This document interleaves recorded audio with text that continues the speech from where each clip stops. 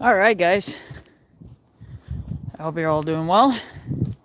We're going to be to the area that needs to be walked over to, and it's a beautiful day out, absolutely gorgeous.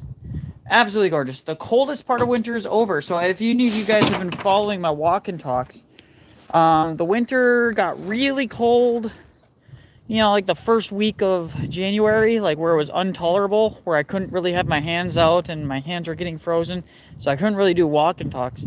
And now it's the second of February, and it is gorgeous weather. So we're gonna quickly organize this though, because these stuff needs to be more secure.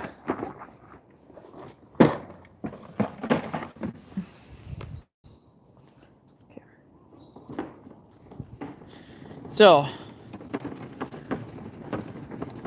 Florida is winning. Yeah, in a lot of ways. I'm not a big fan of the hot weather. So, you know, for some people, it's their thing. For others, not so much. But I do appreciate what Florida does have that is great, which is the people there tend to be really good. The whole Florida man thing is kind of like,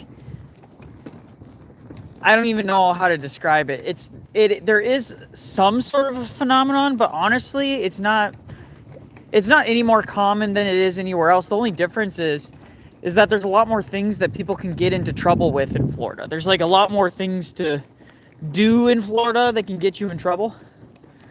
If that makes sense. So that's my thoughts on that. So what we're going to be doing, guys, it is a joke. Yeah, I get that. But one of the things that I'm going to be showing you guys around is, first off, it is gorgeous out. It's like 30, 40 degrees out right now. Absolutely gorgeous. No wind. No wind. So it's like my hands can be out and be totally okay. No, I'm from Minnesota, dude. Listen, I may not live in Minnesota anymore. I may not even move back to Minnesota. And I may never go back to Minnesota again in my life. But at heart, I grew up Minnesotan. You can't really get away with it. That's actually a really nice... See, I'm one of these guys that sees something nice like this and it's like, someone's throwing this out? Seriously? Why would you throw this out? That's like a great shelving. See, my wife would, if my wife wouldn't literally murder me for grabbing that, I would grab that and take it to our new place. But my wife is very sensitive about her new house. She's like, I want it to be really nice and I don't want any junk in it. I'm like, okay. So, in this way, I show deference to the wife because I don't really care either way.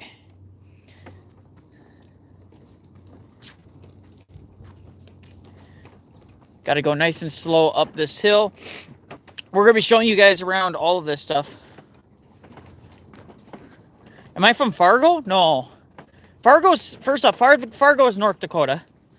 But I am from north of the Twin Cities, south of Mille Lacs. So if anyone knows Mille Lacs Lake, it's a huge lake in Minnesota. Huge freshwater lake.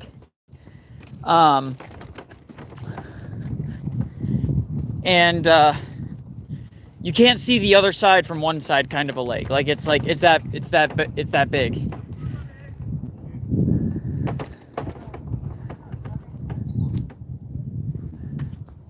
Move this. I think move this more snug there. There we go. But no, I'm not from Fargo. I've been to Fargo once. There's not really much of a reason to go to Fargo, believe it or not. There's not a whole lot of it. There's not a whole hell of a lot there. So unless you're from there, you got family from there, there's really no reason to go to Fargo. Oil fields, I mean, that's the main driver of money in Fargo. I mean, that's the big industry up there. University of Fargo is pretty popular. Well, I'm from Minnesota. Of course I'm northern Midwestern. So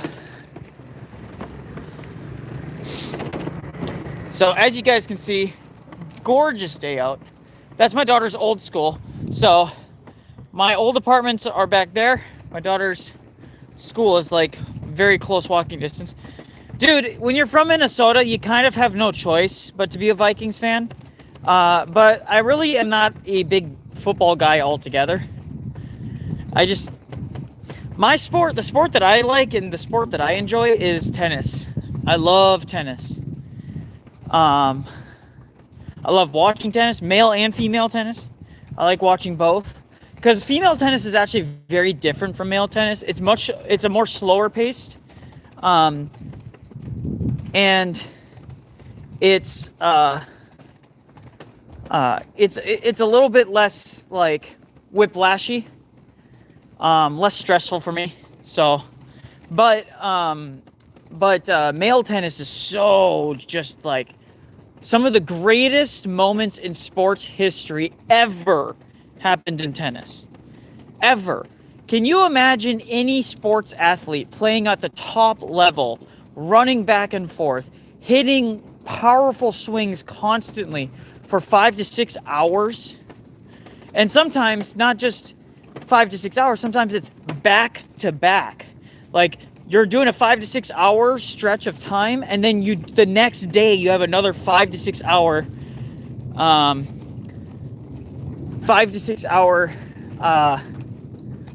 battle of titans.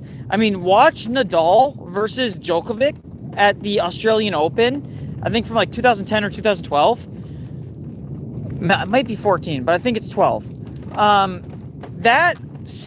The longest Australian Open matchup ever in history. Final in history. And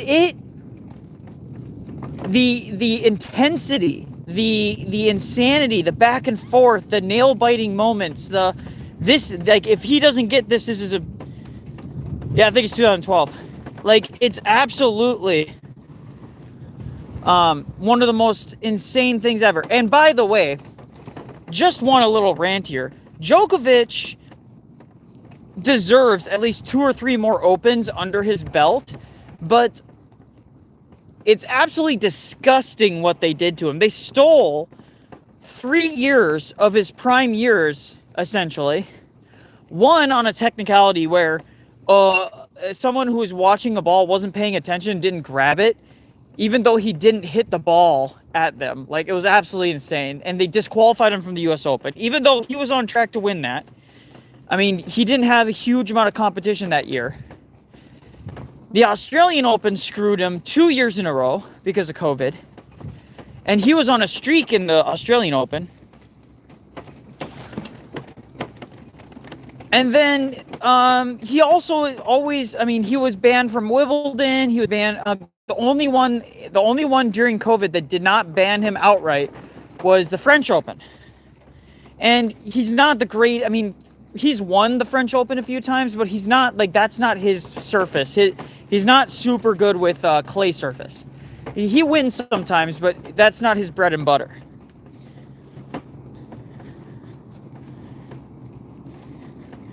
Absolutely, Joseph, absolutely.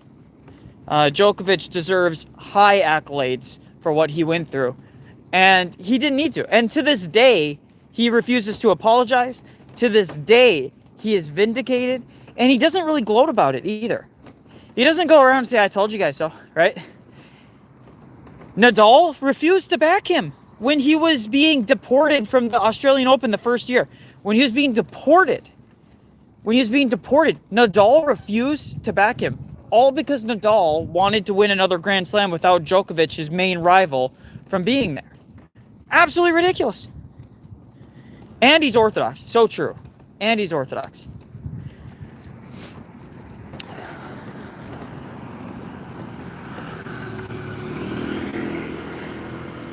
All right, guys. So this will give you guys a better view. See you here. So over here, you can see all of our... I might get a call from the wife at some point here. Those are the new apartments we're going to. As you can see, it's kind of on the edge of the city. So I've said this before, but it's like on the edge of the city. So there's like a lot of like farms on the outskirts of it. And so it's nice because we kind of get the best of both worlds. We're not too close to the center of city to deal with the traffic or to deal with all the noise, but we're close enough to where it's convenient and close enough to the mountains to go hiking and stuff like that. So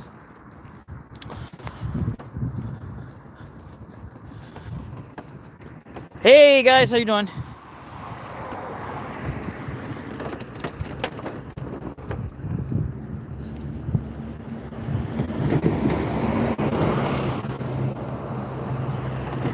My city here in Pyeongtaek, actually. So Pyeongtaek is where I live currently in Korea.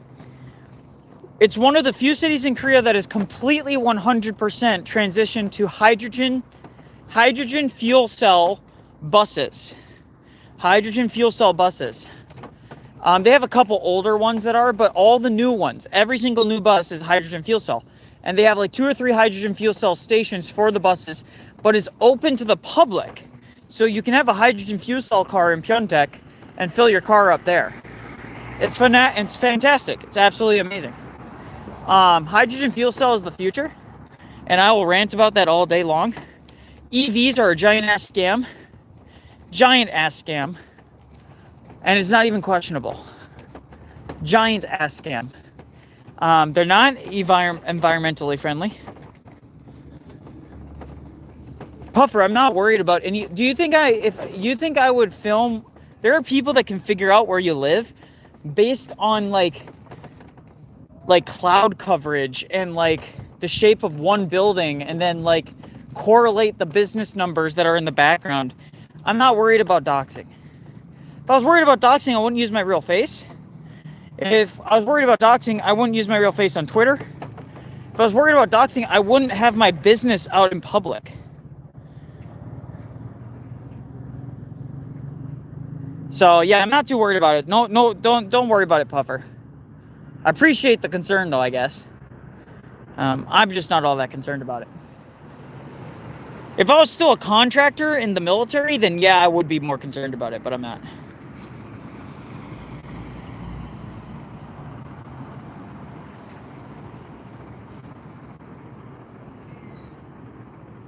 It's over. So over. Cleve is amazing. I like Cleve. Cleve is a really good guy. I do want to do a stream with him. I just don't know what we would stream on. Like, I think maybe just reacting to some apologetic stuff. And considering both of us come from a Protestant background, I think it'd be interesting to get both of our perspectives. Because I think we come from different Protestant, like, backgrounds. He comes from more of a denomination, like an evangelical, non-denominational background. I come more from a Calvinistic, Reformed background. So I feel like it would be a lot of fun.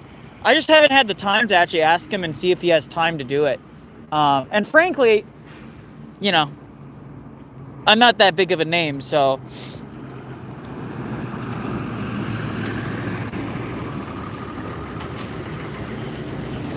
The nerdy 40-year-old dude. Have you guys ever watched Rainbolt? That guy's insane. That guy's insane. He can figure out where you are based on, like, grass. It's crazy. That bush looks familiar, and I'm going to triangulate every tree.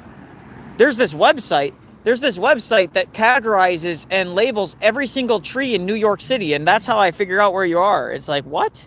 What's wrong with you? And, like, it's impressive. Don't get me wrong. Some people, like weaponized autism, great. But, but my goodness. I mean, he found his niche. Look at it. He's got his money. He's got his fans. So I mean, what can you do? What can you complain? You can't complain about that. So can't complain about that. But yeah, we're gonna show you guys the neighborhood after I drop off this junk. After I drop off this junk, I'm gonna show you the neighborhood. I gotta also finish putting together the bed. Did you comment on the Father Peter Hears news yet? Yes, I did. And it's great news. Love Father Peter. Father Peter is fantastic. Father Peter is great. We love Father. We are a Father Peter Hears respecter on this channel. Don't put up with none of that Father Peter Hears slander. from other people. So if you don't like him, that's fine. You don't need to like him. He doesn't need to be your personal cup of tea, but you don't need to mention it in every channel that you go into. You know what I mean? Like, people are like, I'm not really a fan of this guy. Okay, why is that relevant on my channel? You know, unless you're trying to like manufacture consent, like manufacture like popular consent against a person. I don't see what the need is. It's the same people that are always trying to get me to like denounce personally Bryce J. I have my opinion about things with Bryce, and I think Bryce is a smart guy. I think he's a nice guy. I like him, and I generally agree with him on, I think, probably 90% of the things that we agree with. And then you got these like freaking like sniveling little rats that are always trying to get me to like, well, Bryce J says this. I'm like, I don't, like, first off, I don't even know if that's true, but why are you constantly trying to get us to like fight? Doesn't make sense. It's like very, very catty and feminine. It's like, Bryce seems like a swell guy to me. I don't know why you're trying to get me to fight him. It's so weird. Guess my priest can't call him a fake priest anymore. He never was a fake priest. That's the thing. What's so irritating is that people said that even though they knew it was wrong, even though they knew it wasn't true, which is so irritating. There's a perceived issue with what a bishop he's under. It's resolved now. Their issues with Father Peter is that he's a rigorist. I mean, that's what it comes down to. He's very rigorist in how he orients his theology, how he views it all.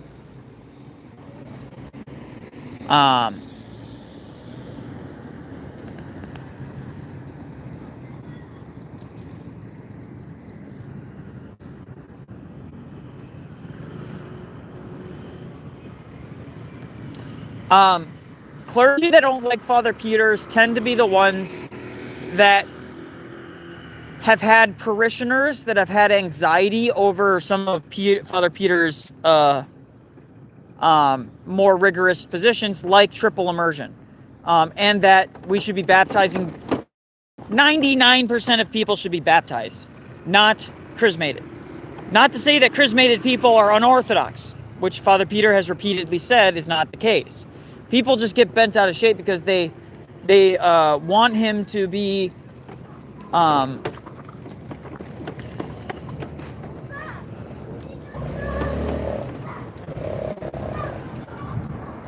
yeah, it's just the triple immersion question. I mean, that's really what it comes down to. People don't like the fact that and also another thing is that Father Peter was very vocally against the COVID stuff. He called out jurisdictions and even hierarchs that were shutting down, using multiple spoons, things like that. So he got a bit of a reputation because of that. Before that, he was well regarded, very well regarded across the board. His work was well regarded. His Orthodox ethos was always a well-regarded institution. And then, you know, that happened, so.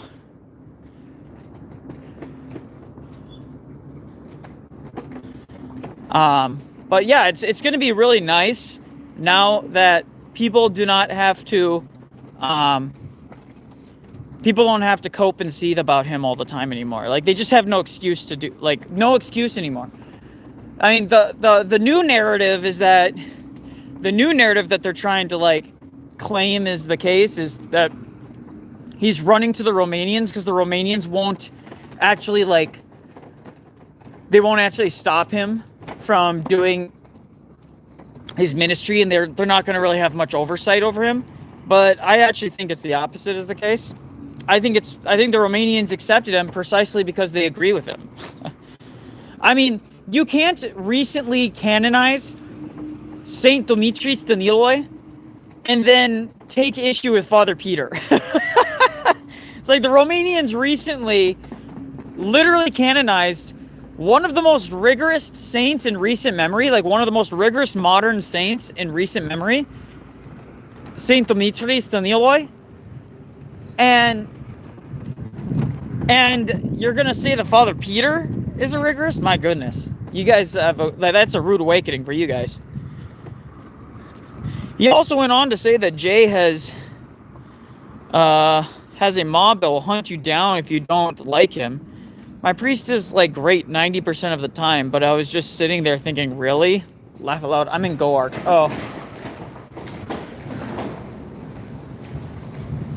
No, Jay doesn't have a mob of people that go after you. In fact, every time Jay goes like toe to toe with a clergy, it's oftentimes other clergy that are also going after them and saying, "What are you doing? What are you talking about?"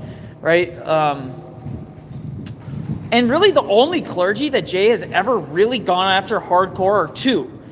That is OCA, when OCA released that advisory saying that you should avoid Jay's content because Jay is like bad or something like that, like very, very like catty and like ridiculous. There we go, guys.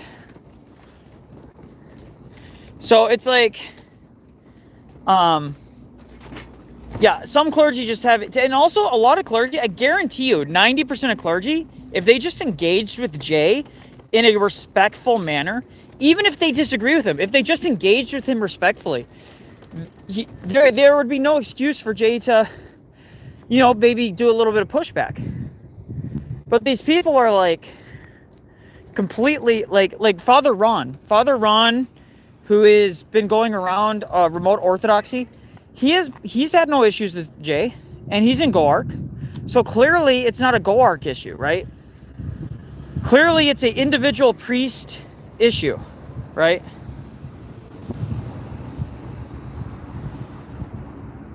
OCA's advisory also said to avoid Father Moses' channel, which makes no sense. Makes absolutely no sense. Why would you want to avoid Father Moses? Father Moses is fantastic. His content is fantastic. Now, granted, he plays it up a little bit. Maybe sometimes I think he's a little too harsh on modernity. I think that he's like a little too harsh on people like the whole like video games and stuff like that. I have no problem with a little bit of video games. I don't mind playing a bit. I think people can sink way too much time into them, but I have no problem with them in practice. Father Josiah is actually banned from speaking in the OCA Midwestern Diocese. It's insane. Yeah, there are certain bishops in OCA that are pretty brutally against what they consider more rigorous clergy, but the OCA, generally speaking, especially under certain bishops, are pretty decent. Because Jay has actually interacted with some of these clergy from the OCA, so it's a mixed bag. It's definitely a mixed bag. You're never gonna have perfection in any jurisdiction. There's always going to be some bishops that are not the greatest. There's always going to be some clergy that are not the greatest. So you really can't judge it all together. Michael Orthodox, dude, what's up, brother? We're just going to be showing you guys my new neighborhood.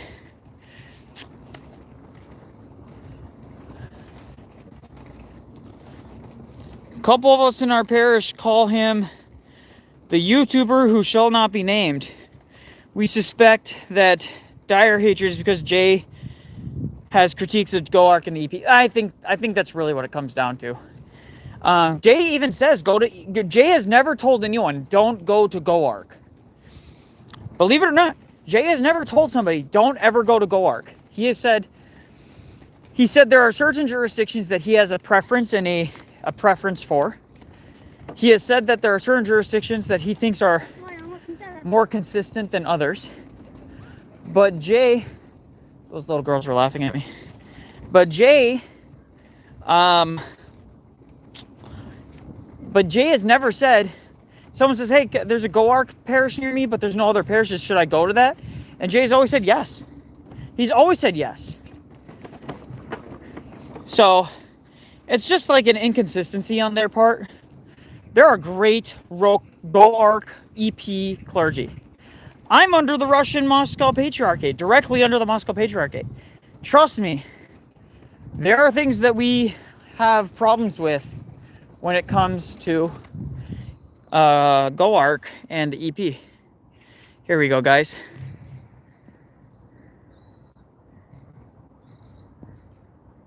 So those are our new apartments. We are in those ones. The shorter ones I prefer. I always prefer the shorter ones because I think it's unnatural for anything to be taller than like 15 stories. Anything taller than 15 stories I think is unnatural. I think it's anti-human. I think it's weird. But nevertheless, these apartment complexes are great. I'll give you guys a tour again since I'm going there anyways. Here's a little park. So this is a public park near our apartment complex here. Little public park.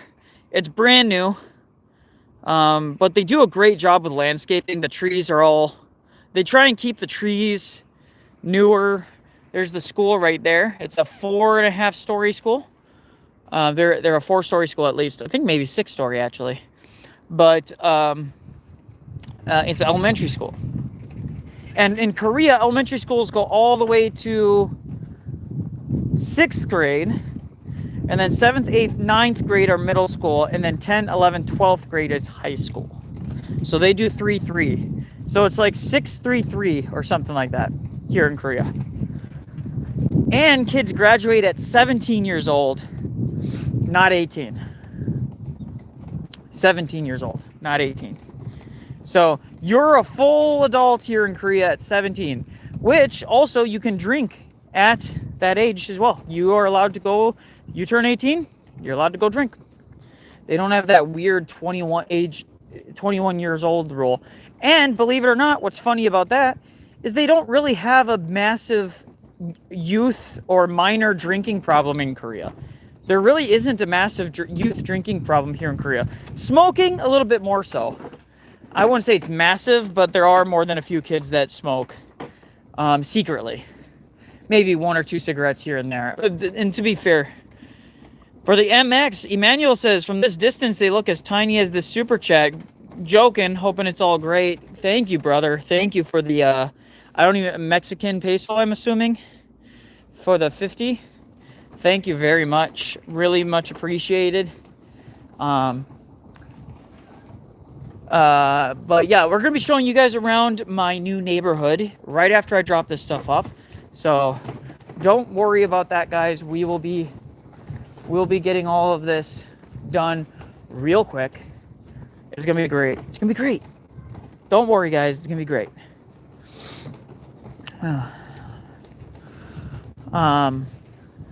As I said before, as we were talking about before, I'm really excited for the missionary opportunities that are going to come out of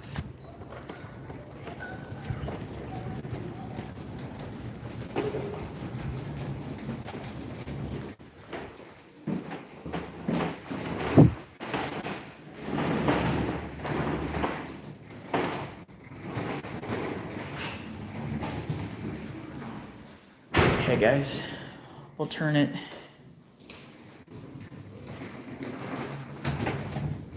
Okay.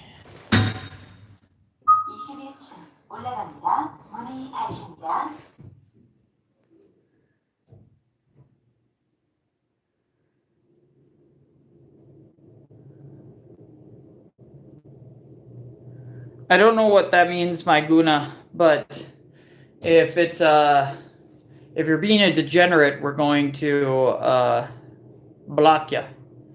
I don't know what that means. So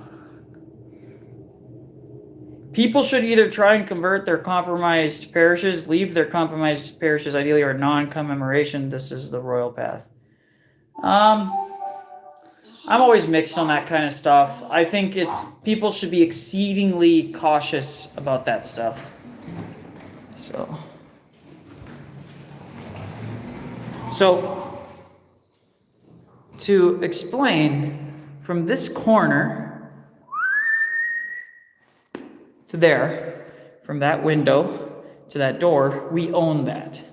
So we can use this however we please. We can park bikes out here. We can park all kinds of stuff.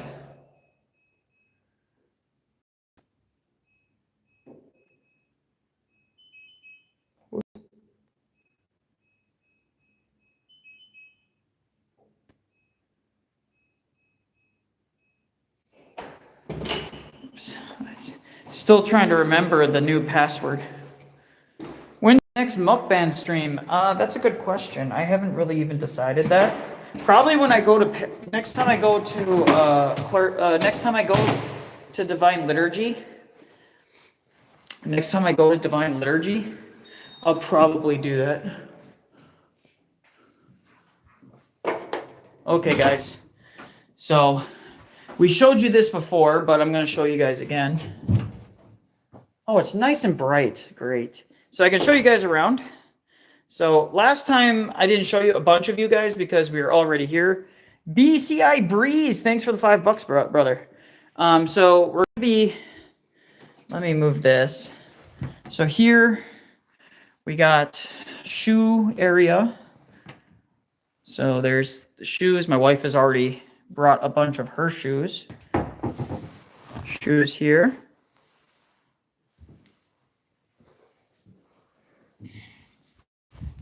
Not during Divine Liturgy.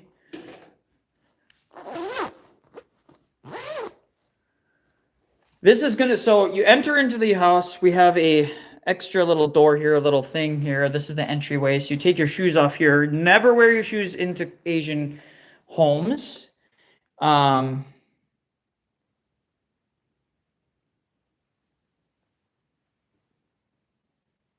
then we come in here. This will be my office. A lot of stuff is just stored here. These are a lot of my books. It goes back there a little ways. So it's about an arm, half an arm to my elbow in terms of like how far back it goes. Just give you guys a good look there. So those are all of mine.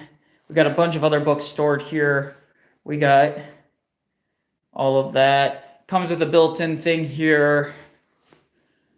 I'm not showing all my books, trust me. I have too many. And that's not even all of them. Nice built-in closet. So this will be office space and spare bedroom. So we'll have a bed over here. Show you guys. These are apartment complex like buildings. So we're pretty high up, as you can see. Show you guys. There's some a park down there for walking. See all those wood panels? People will set up tents. They'll set up tents there and grill there. So they'll set up tents and grill during the summer or even during the winter if it's warm enough. So, gotta be careful. Don't want to drop anything. My desk is gonna go here. You know, the power and the internet's right there. So I'm gonna be putting my desk right there. A really weird place to put a outlet, but it is what it is. Like, why would you put it there and not like right there or right there? Makes no sense to me. Why there? This is a horrible place. This is a horrible place to put a outlet, but it is what it is. Oh, and then my daughter has, these are my daughter's little books. Some of you might recognize that if you're Asian. Got a little storage mop closet here. Nice little storage. So this is a full wet bath. So everything can get wet in here because we have a drain here and a drain here. We got that. Racks. Nothing crazy. Bidet comes with. Some towels. Toilet paper roll rack. And that. Nothing crazy. Nothing crazy. Pretty nice. The water is pretty good. Nicholai, if I ever visit Korea, what should I do? Should spend like 4 or 5 days in Seoul and then try and go outside of Seoul. This is my daughter's room. So this is my daughter's room. I haven't finished putting together the bed yet. It's almost done though. I just gotta get this set up on here, which is gonna be a pain in the arse. But yeah. If you ever go to Korea, don't spit in public like Nicholai. I don't do it in front of people, to be fair. I do not do it in front of people. And it's also a Minnesota thing. But yes, it is a bad habit. Don't do that. So there's that. And then we have a nice walk-in Pantry / storage right here.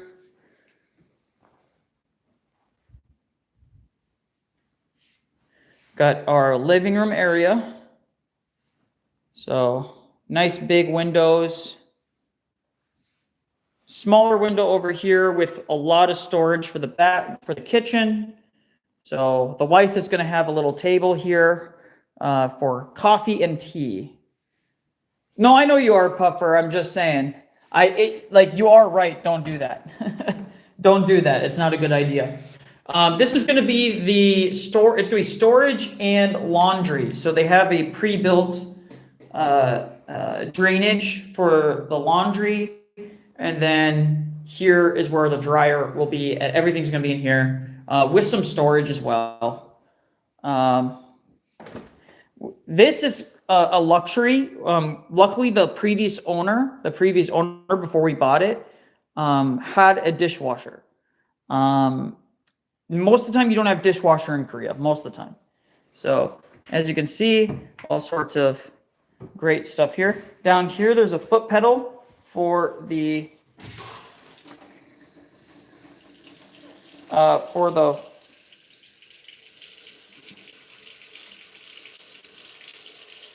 I'm not sure if they have it activated yet, but there's a foot pedal down there for turning on and off the water. We got a little bit of waters. Actually, you need a water. We got some waters. My wife is already starting to stock up on new stuff. Well, not really new stuff, but you know, she's starting to move stuff over here. Air conditioner. And then my and my wife's books. So a lot of these are my wife's books. She has a lot of manga collection, as you can see, at least fairly 3 very high stacks, not including the ones over there. She's very, very much a reader, likes to read a lot. A balcony area in the master bedroom. So my wife put these down the other day. Just to keep our feet warmer because there's really no heating in here. And then this is where they keep the air conditioner and the stuff like that. So during the summer, you can open that up. During the winter, you can close it, but it doesn't stay too warm in here. So this is like cold storage. We can keep some stuff up there, but you're not supposed to keep too much in here. But it's going to be great. It'll be good. It'll be useful. My wife, she doesn't read my book. She reviewed it a little bit. She thought it was okay. But she's not really into apologetics or theology books, really. So, little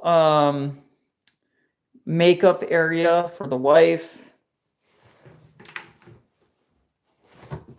Storage, closet, built-in closet. Now, this is we have a little storage area. Underneath this padding is a trap door, and you can escape to the floor below you. And so you can do this all the way down to the first floor or even the basement from every apartment. So this is the way that you can get out if there's a fire.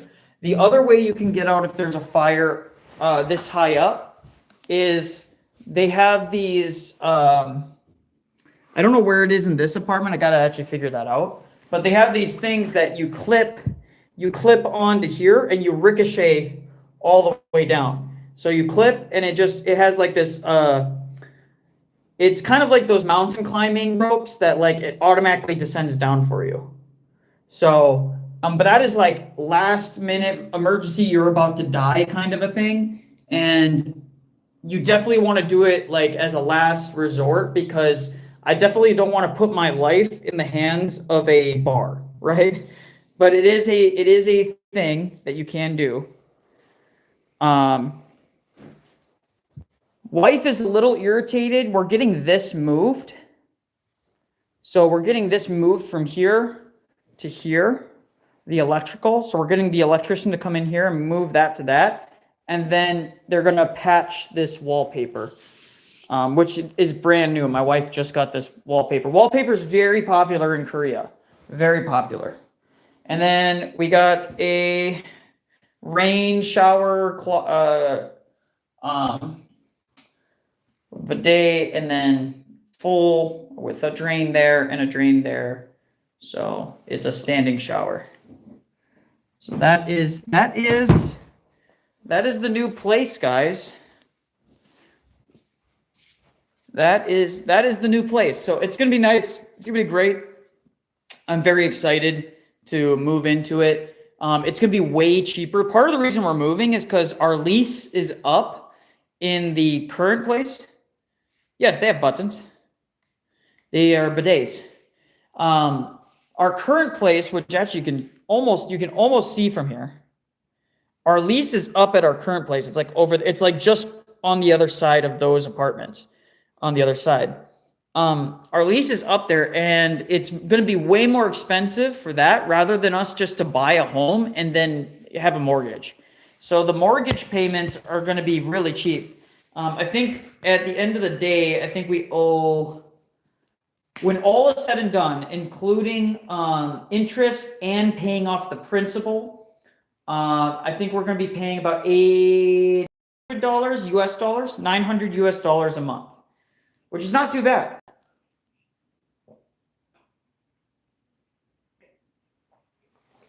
And that's if we only wanted to pay the interest, if we only paid the interest, it would only end up being $450 to $500.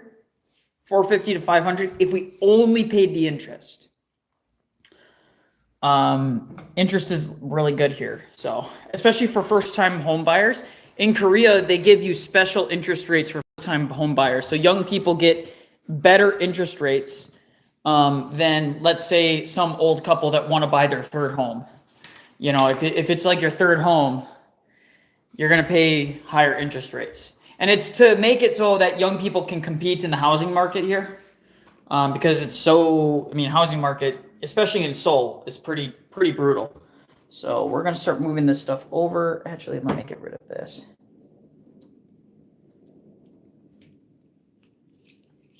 Yeah, I mean, I'm going to show you guys some of the amenities that come with your home. You pay a management fee. I think you pay like $150 a month for a management fee, and you get access to all of the amenities of the apartment complex. So I'll show you guys, including, you know, parking and all that stuff. So I think we're just going to set this here for now. My wife, I got to be extra careful with the wallpaper because I know my wife does not want any scratches, holes, nothing like that in her brand new wallpaper. So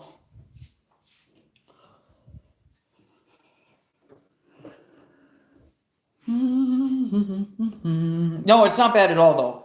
It's fantastic. I really appreciate it. Oh.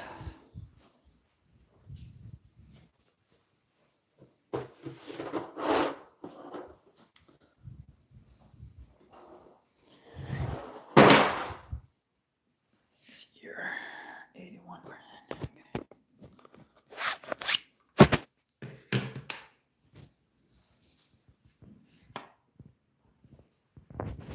One second.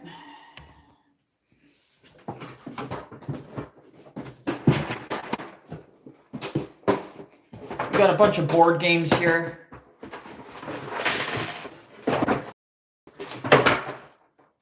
My daughter plays a lot of board games with us.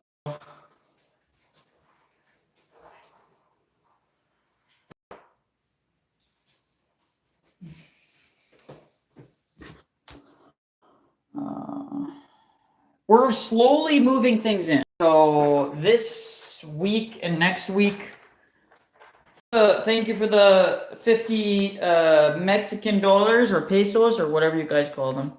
I think that's MX, what MX is. Yeah, we're planning on moving in within the next week or two. But we're slowly moving everything over in the meantime. We're slowly getting everything packed and moved because we're going to pay a moving company for the big stuff, like the big furniture. But we want to have a lot of like the little things moved over ourselves so that we don't have to pay as much to the moving company, because the moving companies here in Korea base it on weight. They base it on weight. So that means that like if you can bring like books, like all these books, believe it or not, all these books together, holy crap, was that heavy? That was heavy. That's a lot of moving stuff, like a lot of like it's heavy shit. And so you just save a lot of money in poundage just by bringing over a lot of stuff yourself. Which always converts to a few cents after YouTube's cut.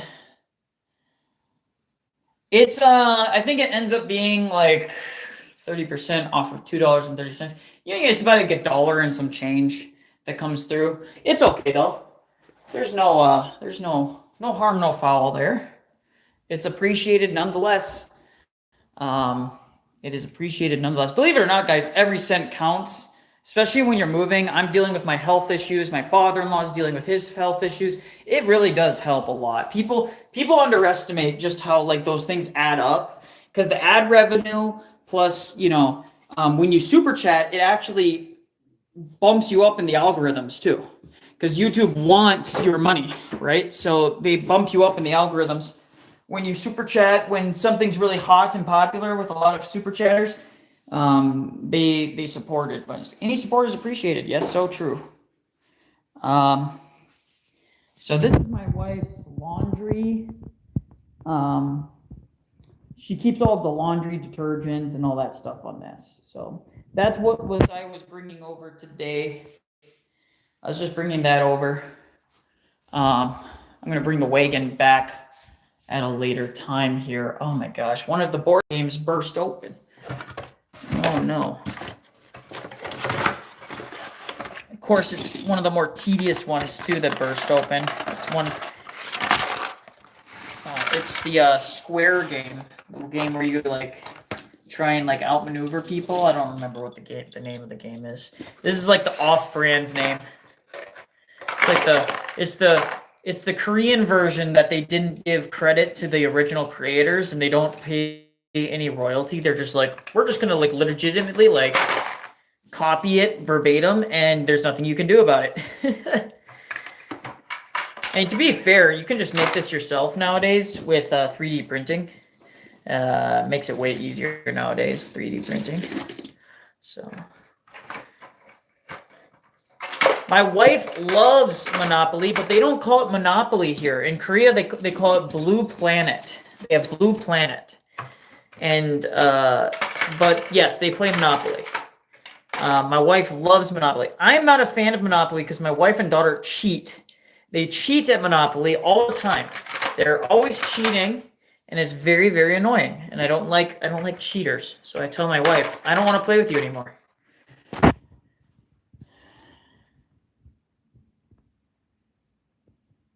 How do you feel, dude? Palamite Fanatic, I don't know why you come in here constantly saying that. First off, you don't speak for Bryce J, okay? You don't speak for him. Second, you're just trying to cause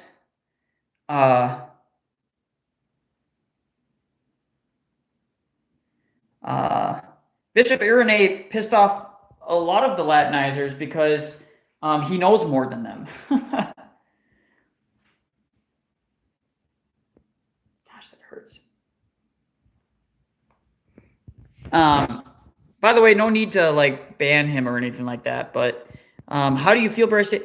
So you don't speak for Bryce J. You don't speak for me. You don't speak for the church. If Bryce J does teach it, who cares?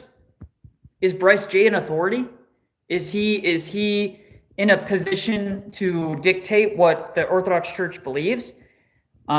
He's 26, okay? And he's a new convert. So let's chill out. You know, he was an atheist all of 5 minutes ago. So that's the first thing I would say. Not to say that he is wrong. I'm not even saying he does teach it. I'm not even saying what he believes is what you believe. I'm just saying that you need to who cares? Who cares what I think, right? It's like, I don't understand, why do you care how I feel about that? What matters is what our bishops and our hierarchs believe. And I can tell you this much, our hierarchs don't believe what you believe. So, good luck with that. As for Bryce and any of the guys, like Bryce hangs out with Latinizers too much, in my opinion. That's his prerogative, though. He seems like a nice guy to me, though. So I don't have any problems with Bryce.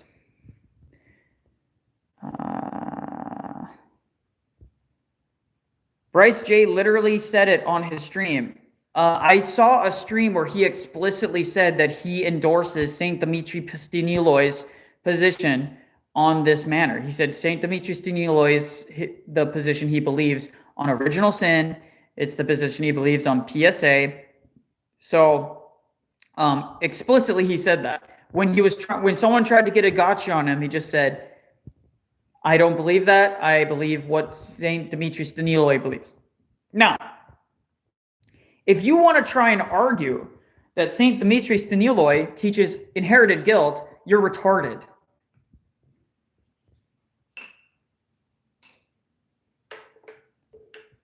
There's no meaningful distinction between natural guilt and personal guilt if they both lead to condemnation. Are you judged? Are you, Palamite fanatic, judged for natural guilt? And what do you mean by natural guilt?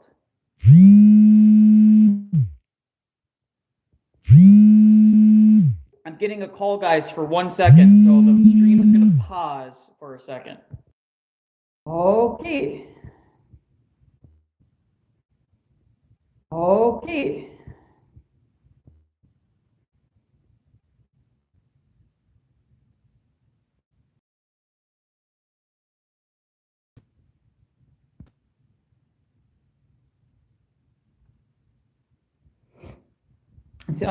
They use very, very henpecked saints to try and prove their position. Palamite fanatic, you don't know what you're talking about. That's not what purgatory is. You don't know what you're talking about. We don't believe in purgatory. We don't believe in anything even close to purgatory. You don't know what you're talking about. So when he uses that term, does he mean something different? Word concept fallacy, huh? Retard.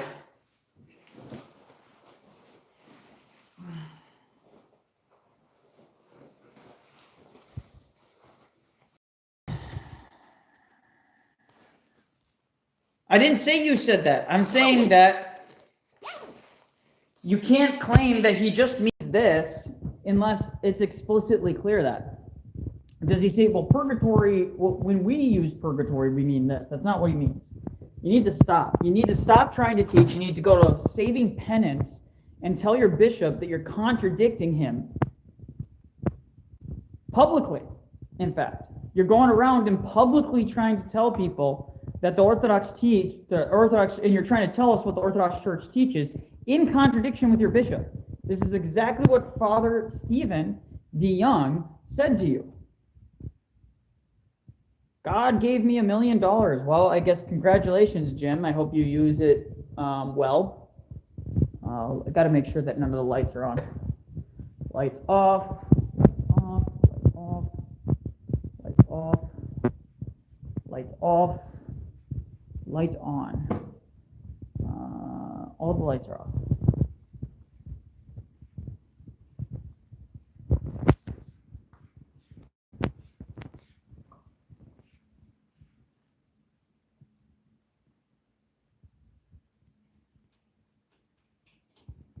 So, Palamite fanatic, we don't believe in personal guilt. Infants are not guilty.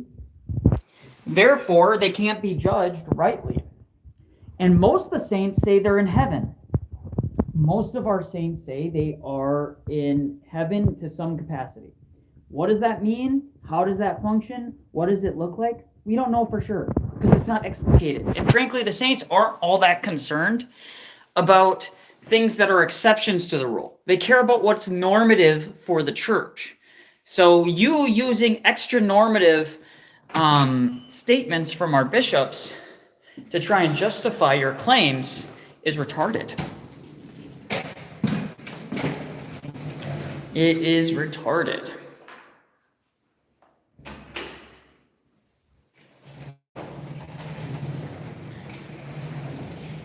Again, my problem with like what Bryce says is very simple.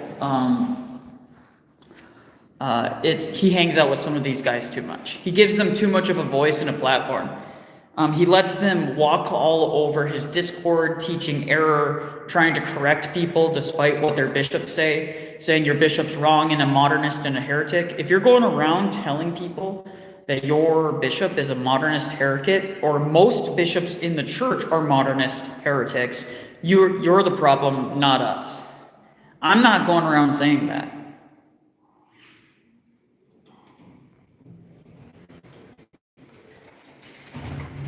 Bishops, infants go to Hades according to Council of Jerusalem. That's not what it says. So that's just wrong.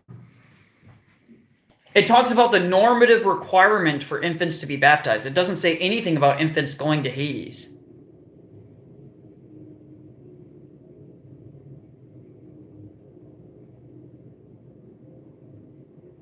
Again, if they're being punished. If you are again, you're also conflating Hades and hell.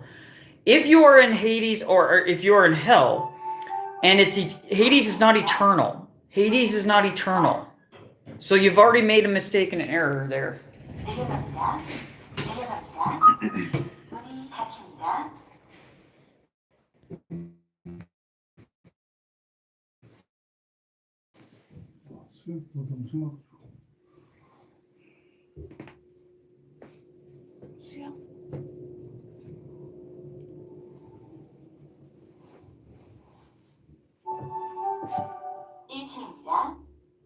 문이 열립니다. 내려갑니다.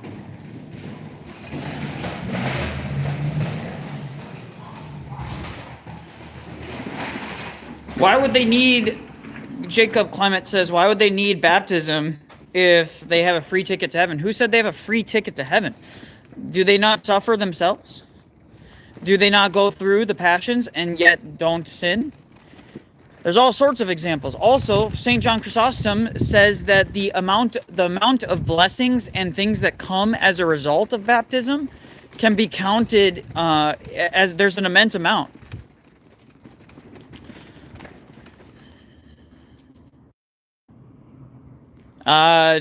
Just confirm 1 in the chat if you can hear me. 1 in the chat.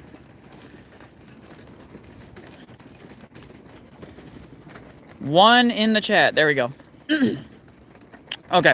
So, again, St. John Chrysostom talks that there's many blessings that come from baptism besides this.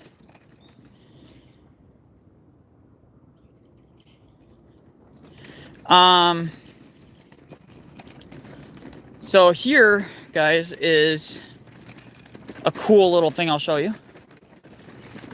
So little kids playground for like toddlers. Little kids, like this is where parents can wait for a bus. So there's a bus that comes here to this apartment specifically and brings you. This, during the winter or during the summer, gets filled up with water. This gets filled up with water during the winter and people can go swim in it.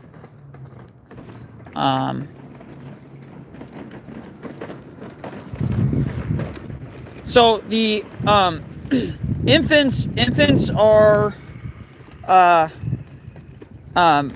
if an infant is in Hades and they have it and it's eternal, what you really mean is infants are in hell. Unbaptized infants are in hell. And when you say they're not punished, separation from God eternally, where they don't get to engage in epikastis or theosis eternally, is a punishment. And then the question is what are they being punished for? So there's a little kids playground here too that has like some stuff in it. So all of these apartments, there's all kinds of places they can go to, some cool stuff.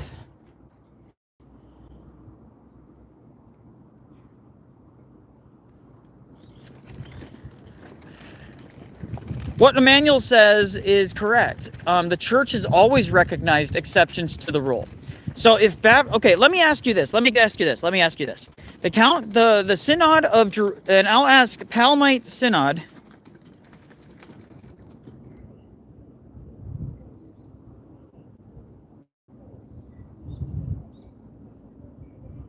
Palmite fanatic.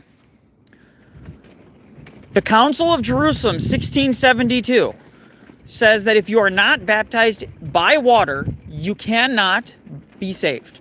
Period. It makes no exceptions in the writings. And yet, we give full funeral services.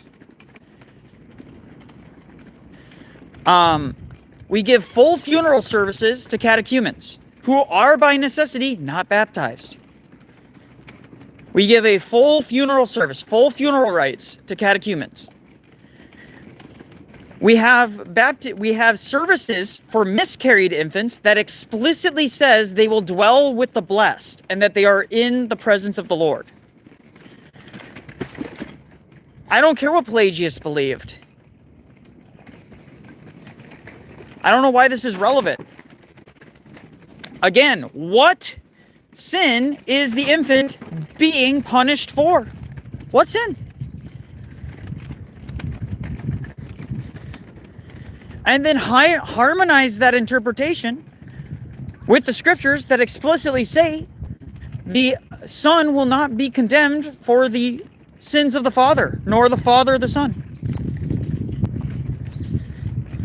Economy isn't the norm. No one is saying it's the norm. Who's saying it's the norm? Is a infant being unbaptized and dying normal? No, it is an exception. What are they being punished for? This is your last chance, retard. Your last chance.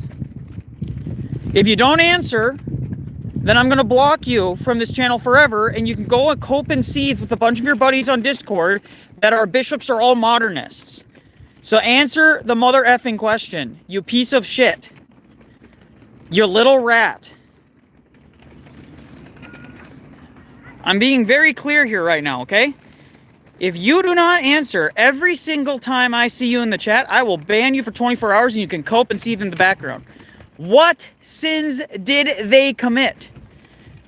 The final judgment is very clear what we're being punished for. No one's being punished for Adam's specific sin. We're being punished for our sins, and the church fathers are clear on it. Answer the question. This is your last chance. Babies are innocent. The Psalms are clear on that. Christ is clear on that. Babies are innocent. Bishop Irenae explicitly said babies are born innocent.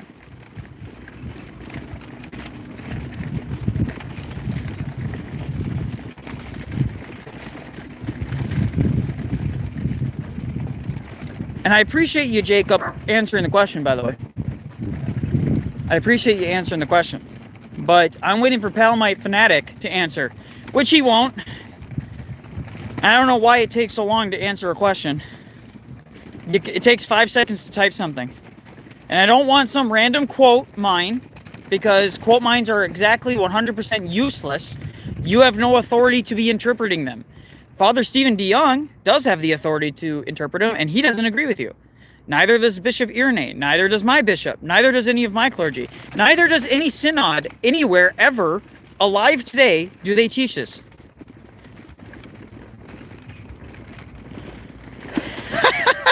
You're a troll. Get out of here. You're gone.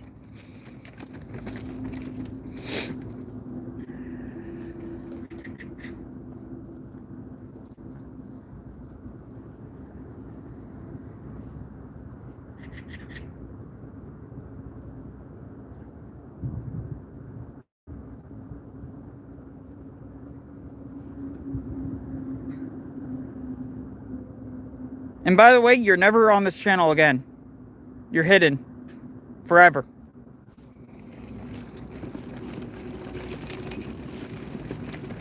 Freaking troll. Didn't answer the question, by the way. He didn't answer.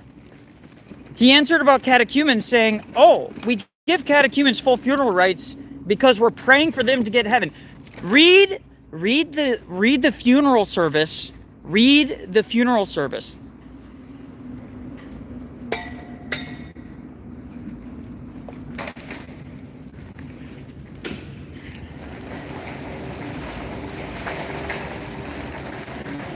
Read the funeral service. Read the funeral service for infants.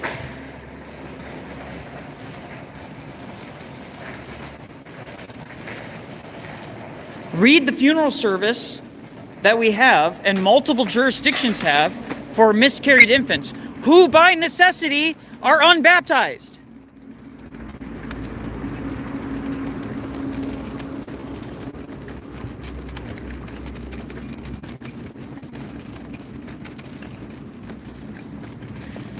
Ananda Nectardios is a big Latinizer. Of course he is. He goes around teaching all this bullshit.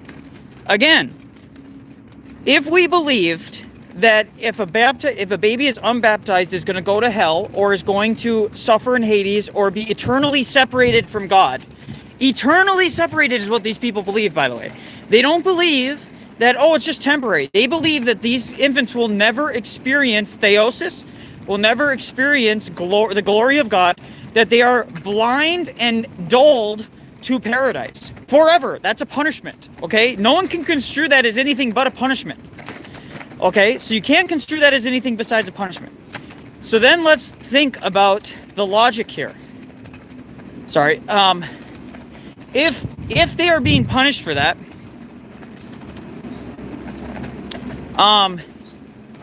you have to explain what sin they are being punished for, and then you have to explain why they are being punished. And then you have to explain why we hold to that issue. And then you have to tell me what... let's get some rats. So true. Rats in the chat, guys. Then you have to explain to me why we do not baptize infants the moment they come out of the womb. We don't.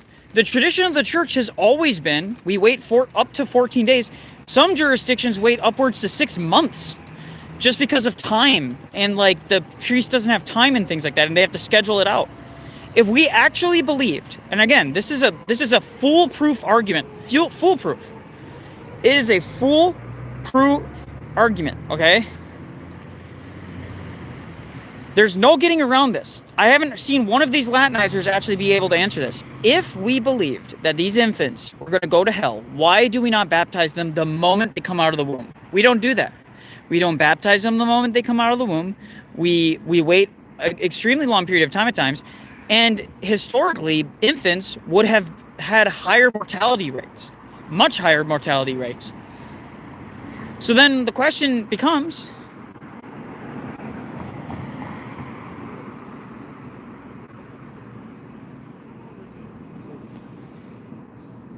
he left Rokor because of Bishop Irenae. Well, that's because Bishop Irenae teaches the Orthodox position, and he hates the Orthodox position. He would leave my church too over my bishop, who teaches exactly what Bishop Irenae teaches. What do you want me to say? You know what's one of the first books that Moscow... This is really going to set them off. You know what's one of the first books that Moscow formally approved to be translated into Chinese for the Chinese church in Rokor, or the Russian church in China? You know it's one of the first books they approved for translation? Come on, guys, guess. Guess. It's one of the first ones that they approved. I wouldn't say the first one, but it's one of the, other than like liturgical books and like basic like entry-level books, I'm talking like one of the more dogmatic, like very robust theological works. Guess.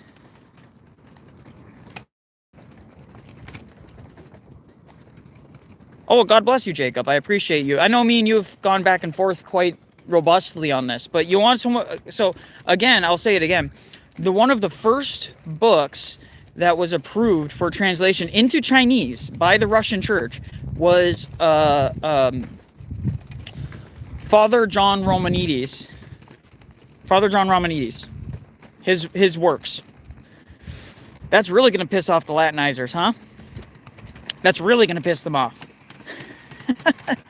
I mean, he's the bogeyman for those guys, right? So, again, these guys don't know what they're talking about. They are totally and completely incapable of defending their position.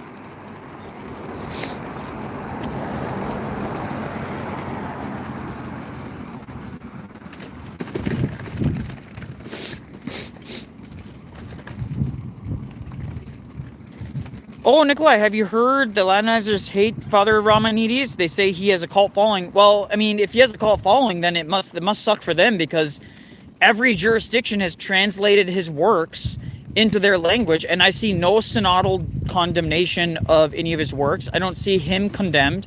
I don't see any bishops coming out and saying Father John Romanides is a heretic or a modernist. I don't see any of that. So the question you have to ask them every time they bring this up, you just have to ask them, it's like, okay, well, can you point to me to any bishop that says Father John Romanides is unorthodox, modernist heretic like you guys claim he is? Have any bishops come out and said that Bishop Irene or Metropolitan Saba are modernist heretics? Metropolitan Saba agrees with Father Stephen DeYoung.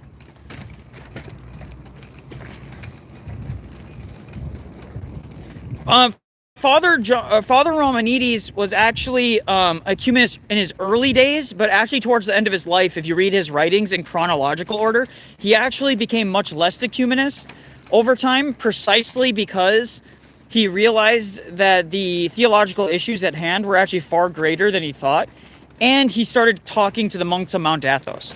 So actually, like, look into it. Actually, there's a guy that wrote a really excellent book on it. I can't remember the name of it.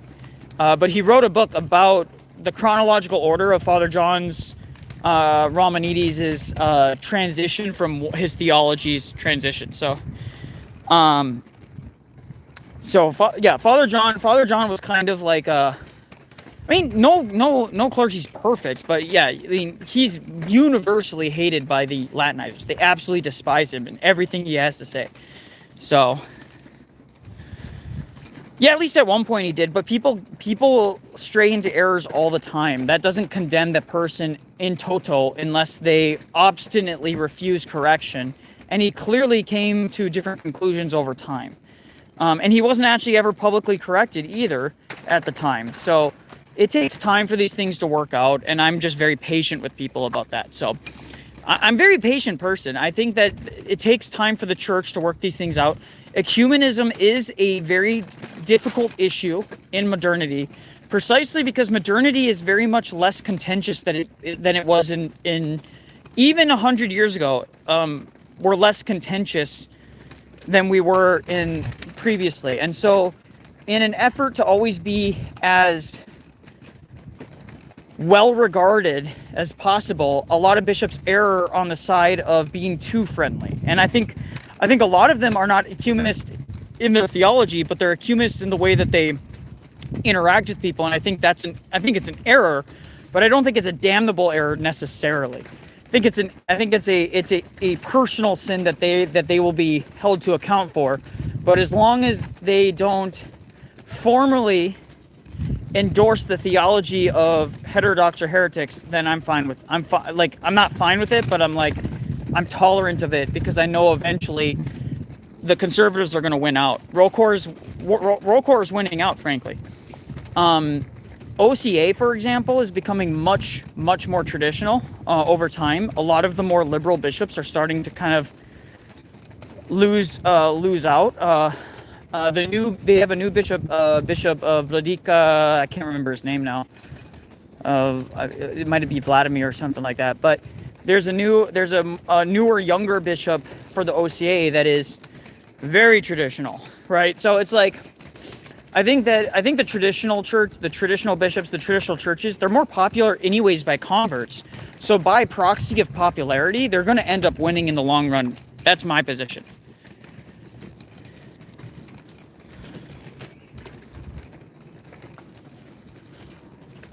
So anyways, yeah, I don't want to get bogged down in the old colonist discussion, but my main point to drive home is that if the church actually believed the things that they claim we believe, you would see it reflected in our praxis. If we actually believe that unbaptized infants are potentially going to suffer for eternity in hell, Why are we not baptizing them the minute they come out of the womb? Why are we not having women give birth in rooms with baptismal fonts and a priest at the ready? You won't see that happen. You won't see that happen.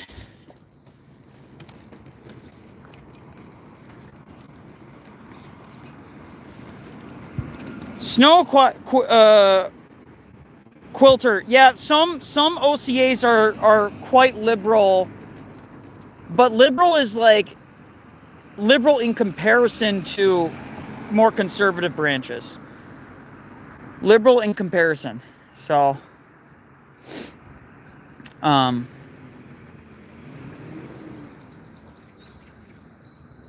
the OCA in the South and the West is almost like ROCOR in terms of traditional. Yes, I would agree with that. I think that there are a couple bishops that are over other dioceses in the OCA that are a little bit too liberal. And that's a battle that OCA has to deal with. I mean, I think, again, I do think the traditionalists are winning out, even in, believe it or not, ROCOR, or not ROCOR, GOARC. Even in GOARC, you're seeing a lot, because of the amount of converts into the church, and people that are converting to Orthodoxy are not coming for liberalism. They're coming into Orthodoxy because they want traditionalism. And so even GOARC is experiencing this like, oh my gosh, these converts are demanding that we actually be Orthodox? I mean, that's insane. Scott, thank you for hopping in. I appreciate your presence. Yeah, so again, every jurisdiction is going to have bishops or parishes that might have a liberal priest or a priest that preaches some error or something like that. But yeah, at the end of the day, Bishop Irenae is one of the most traditional bishops we have in the church. He is one of the most educated bishops in the church. He is one of the most well-regarded.